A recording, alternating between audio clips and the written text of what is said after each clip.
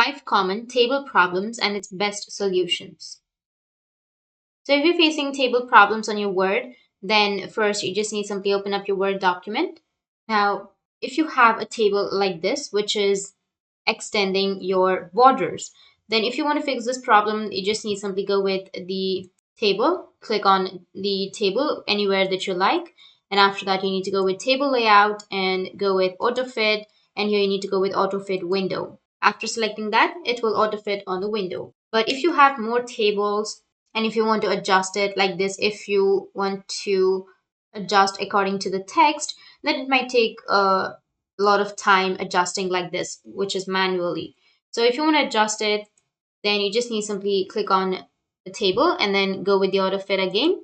And you need to go with auto fit contents, and it will adjust your table according to your content or according to your text. Now, the other solution is, for example, if you have a column like this and a short column and then a long column, and if you want to adjust the columns or rows, then you just need simply first select the table. After selecting the table, go with table layout, and under table layout you will have distribute rows option or distribute columns option.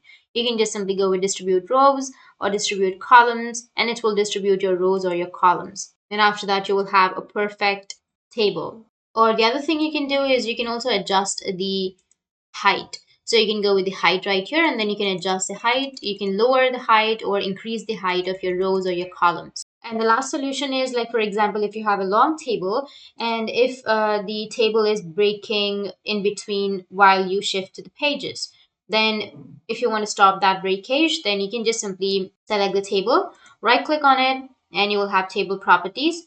Click on table properties. Under table properties, go with the row section, and then here you will have an option of allow row to break across pages. You just need to simply uncheck this option and go with OK. And now it will not break between the pages. So that's it. And if you have any questions, feel free to comment below. Thanks for watching.